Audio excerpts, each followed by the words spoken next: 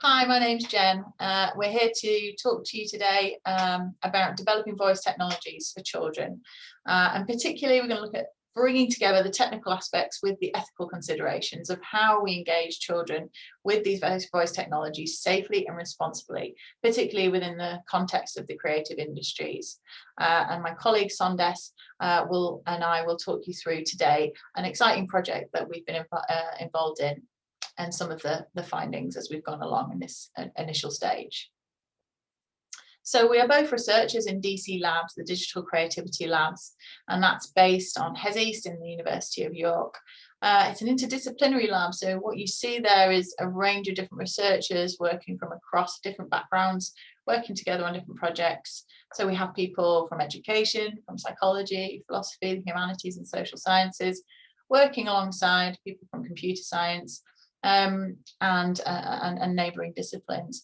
And the reason for that is that we're interested in bringing together new perspectives to help develop impact, really, to think about how these ideas can really impact the real world and the creative industry.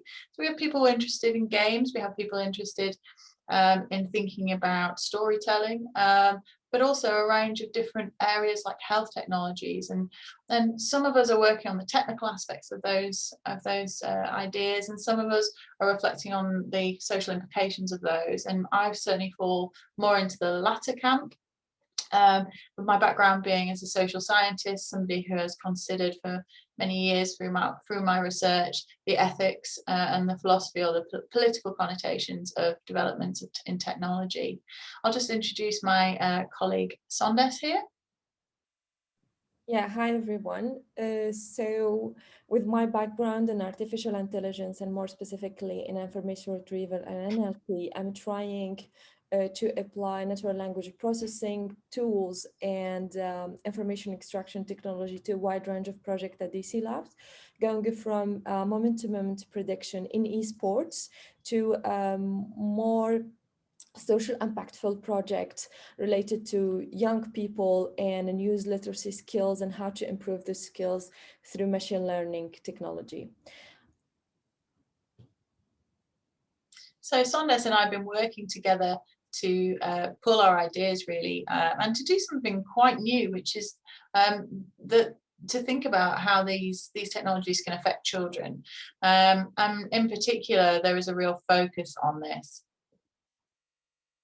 So, as I mentioned, the Digital Creativity Labs is collaborating with BAFTA award-winning digital agency Joypolare.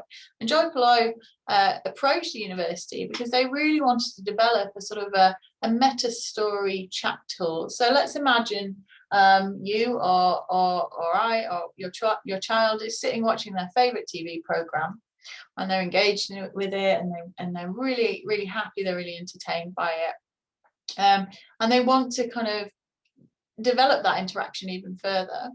Well, Joypolare in this project started developing a meta story chat tool to do just that.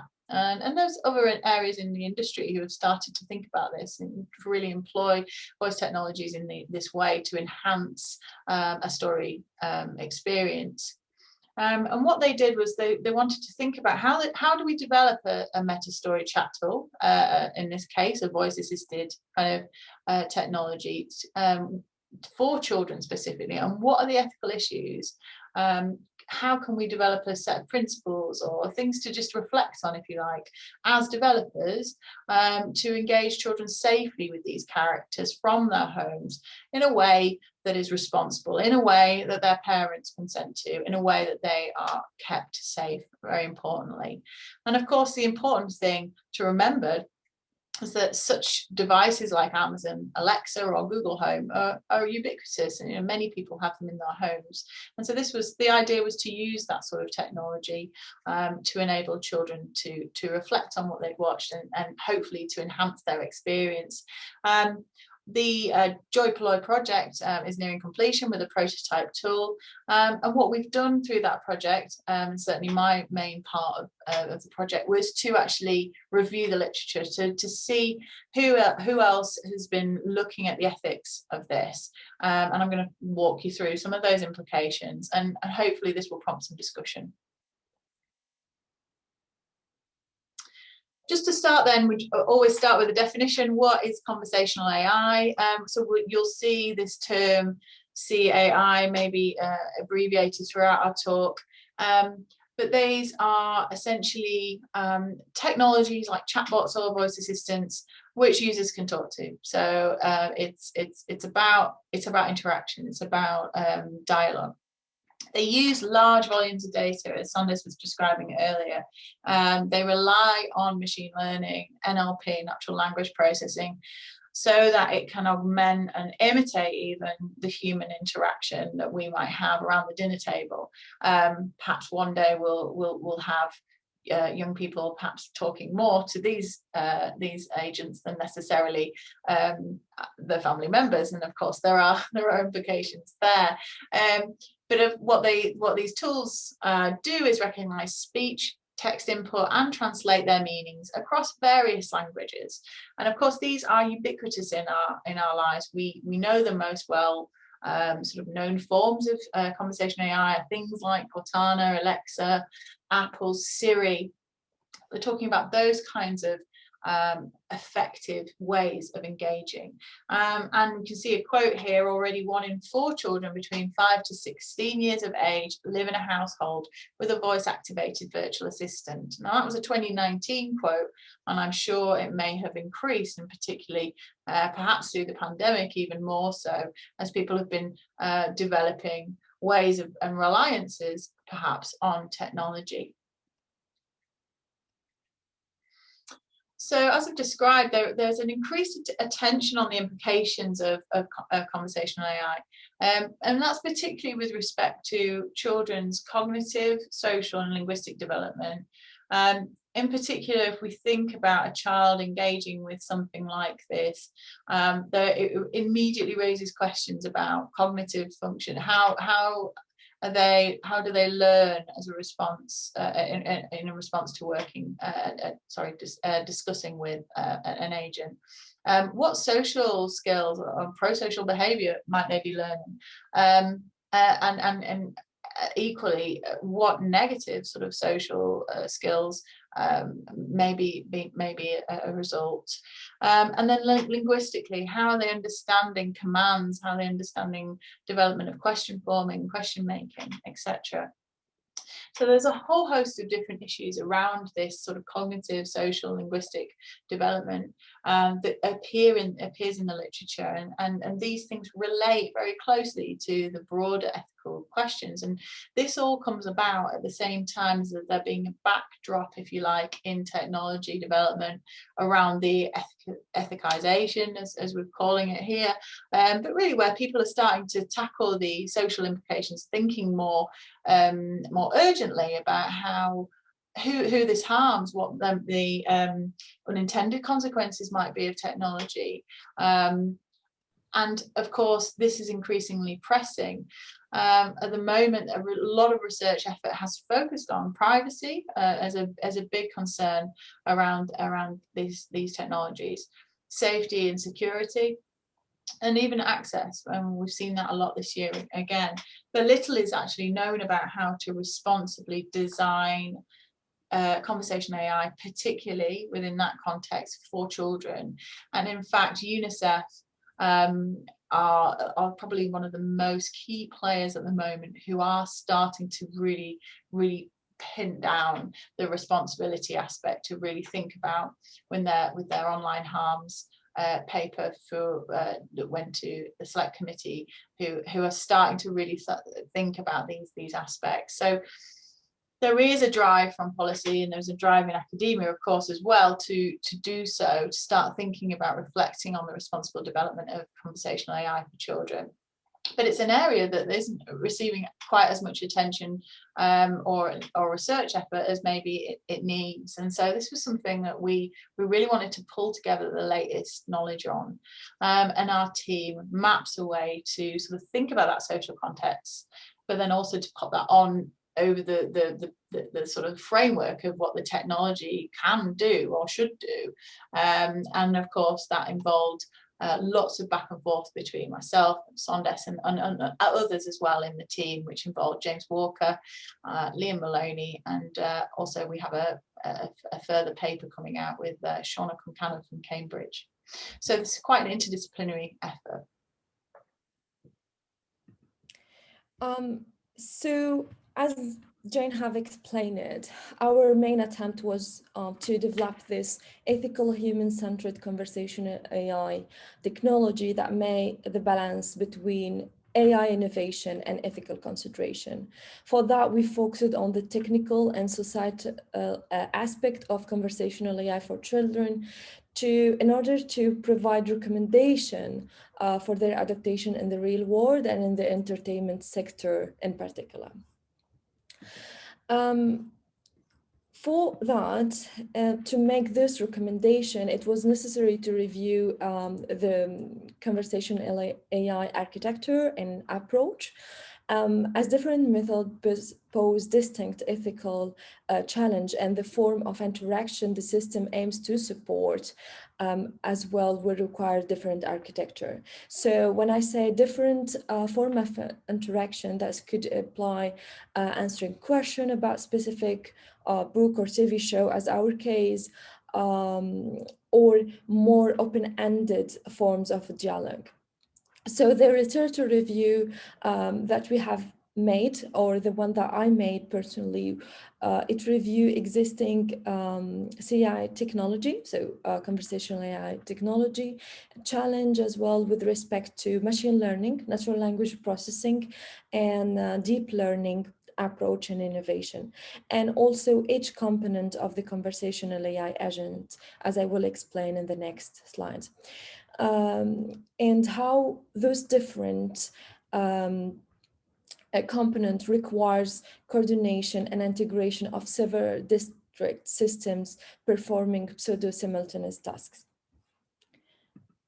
So, as I said, what you are seeing here is the main architecture or the standard architecture of a conversational AI system that require coordination and integration, as I said, of several disparate systems performing pseudo-simultaneous tasks. For example, a typical task-oriented dialogue agent will be composed of 4 modules, as illustrated in this picture, starting from a natural language understanding module that identify the user intent and extract associated information. Then the second component will be a dialogue management or state tracker, which will track the dialogue state that capture all essential information in the conversation so far. The third one, or the third component, will be a natural language generation module for converting the agent actions into a natural language response.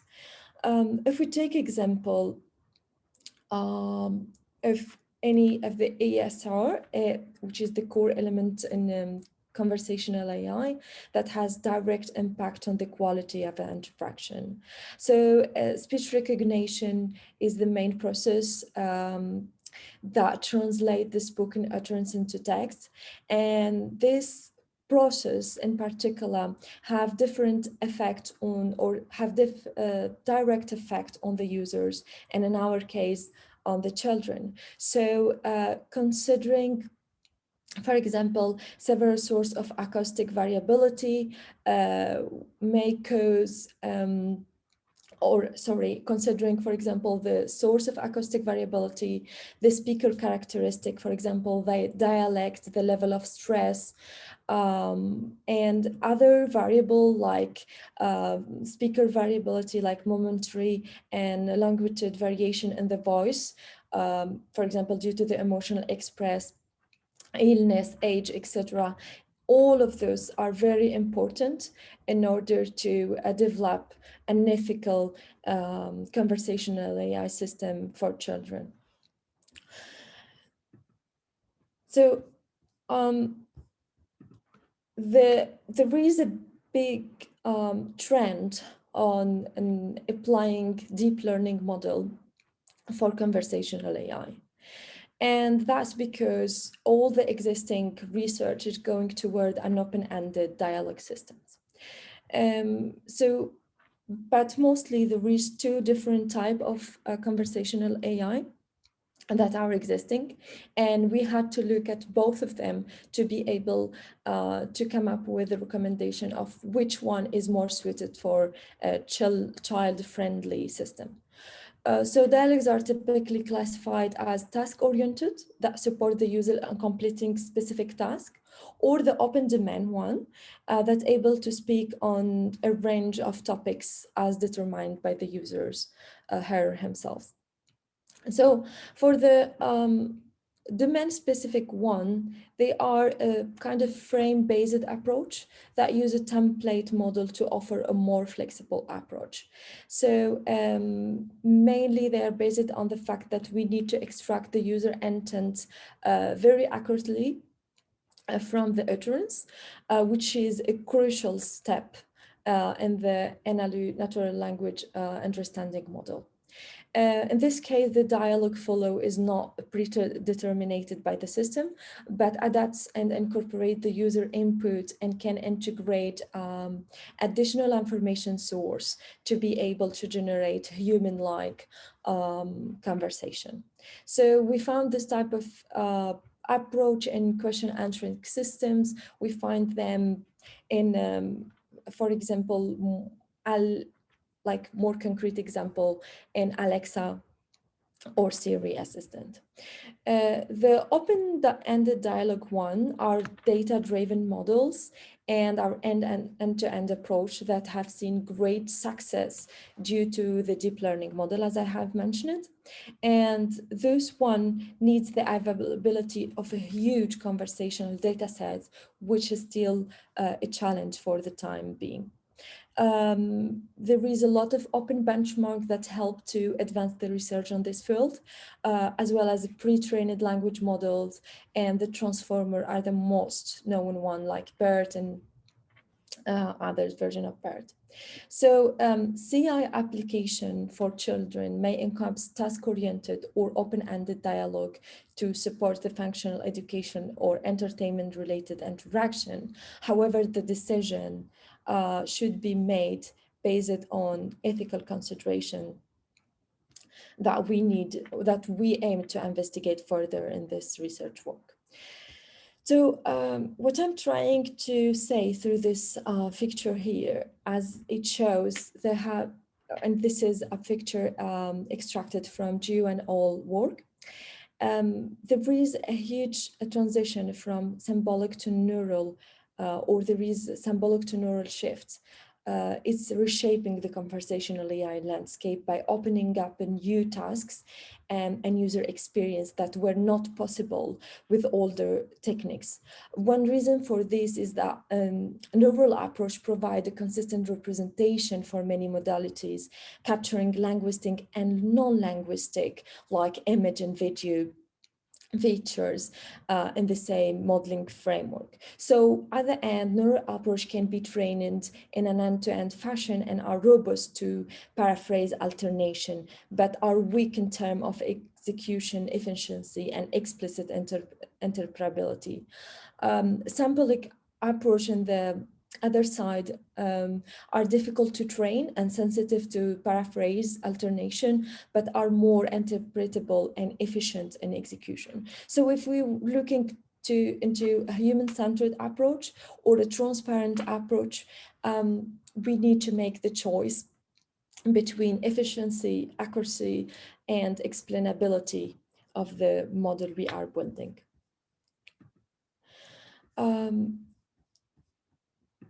So the design decisions are typically informed by the type of interaction we want to support and the ethical consideration we are making. The question is how to make the balance between both. There are many works that attempt to use hybrid methods that combine the strength of both neural and symbolic approach in order to make this balance. Most of the popular personal assistant today's market, like Alexa, Siri, Google Home, or Cortana, are task-oriented bots, and that's because a few attempts, like the Microsoft Chat Tie, were a good illustration of the big challenge end-to-end chatbot may pose. And in the case of child-friendly system, we are aware that it's a big risk to take if we want to use an end-to-end approach. Now, as I said, there is a growing interest in bridging the gap between the ethic and the AI practice and pressing need for good governance, as children are especially vulnerable to harm. Consideration of the impact of CI for children take center stage. As Jenn has mentioned, UNICEF has been at the front end of safeguarding of young people and their rights. They stated that the greatest impact of AI will be on children, and their recommendation is to closely examine privacy, safety, and security, providing identity protection, detecting harmful content, and focus on location detection and psychological safety. So this implication that we extract from reviewing the literature and both side and ethical and societal literature, as well as in the technical side, said to respond responsibly. We suggest that a range of actors across the AI community, including scholar and agency, need to come together to engage with those concerns. In our work, we draw on argumentation from within the academic literature on 4 emergent themes that we have identified, and those include cognitive and linguistic development, moral care and social behavior, ethical, regulatory and legal aspect of voice agent for children, and finally inclusivity, and thus include gender, race, to be considered when developing a child-friendly system. Jane's gonna give you more insight into those themes and from the next slide. Yeah, and so thank you, Sondess. So putting the ethical platform into practice then, really, as Sondess outlined, we have these sort of 4 main themes, if you like, 4 ethical themes, and then guiding questions, if you like, that were identified for ethical design of conversational AI. Just seen my cat has snuck into view. So a large part of this, and a large part of the literature and a large part of the work we undertook pertain to privacy and data protection, and of course that relates much more closely to how we think about regulating AI technologies, and this is something that is a huge area of study, a huge area where there are new guidance, new regulations coming out, but there are still things falling through the cracks, and we know that just from the social discussions that go on, but particularly this is so pertinent when we come to thinking about children. And so one of the key things that we wanted to ask was how far and in relation to which regulations has AI safeguarded children's safety and their privacy, and in particular, how should those approaches be adopted to provide a moral safety, if you like, of those children. Another key area is around child development and cognitive and linguistic development. In particular, thinking about how do we think about actually bringing together a personalized, engaged technology at the same time as ensuring that they're still learning, they're still understanding moral codes of behavior. In particular, thinking about directing pro-social behavior and providing moral care over that. And so, for example, some of the research looks at these aspects. Moral care and social behaviour in more detail looks at thinking about things like civility, communication, and then very importantly, inclusivity. How do we ensure that we bring in a range of voices? How do we ensure that children are engaging with technology that reflects and speaks to them as unique individuals? There's been some interesting work at the BBC developing their voice technology known as Beeb, and it's still again a tool that is in development. It's not out there yet, but one of the things they've been working very hard on is to make sure that the accent of the voice technology actually is reflective of the types of people that may engage with it. It's also something that they've thought through in terms of ensuring that people are feeling comfortable, that their voices have been listened to in the development of that technology, so that it's not just reflective of a small community. So really thinking about that inclusivity has been so important, and in particular how we reflect on and mitigate against bias was a really key part of the literature and a really key part of ensuring that this platform was something that we were pleased would be a responsible piece of technology. And one other point to make overarching all of this is, of course, the amount, and as Sondess talked us through, the amount of data that goes into the development of these technologies. So the key questions guiding us overall were what data will be collected and used from the individuals, and particularly important for parental controls and permissions, and transparency over that. Where will that data be collected and used? How will it be used? How far in relation to what regulations will be put in place? And how do we actually ensure that the AI behaves, if you like, in a way that's actually going to be child friendly? How do we bring in those voices? And how do we ensure that we adapt these approaches to provide moral care and direct pro-social behaviour? And so mapping those sorts of issues, we build a little bit on what Ruan and Al talked about, and an understanding of the domain and the problem that the agent aims to solve should inform the identification of possible ethical concerns and solutions. And so whatever the domain of use effectively should give us some indication as to the types of ethical questions it might raise, and particularly when you think about the creative industries. The purpose there with the BBC example is to engage, but also entertain and to educate. And so, very importantly, trust in those systems and a fairness of those that it involves, which create equitable outcomes, is absolutely paramount. And I know that that's something that UNICEF are particularly interested in.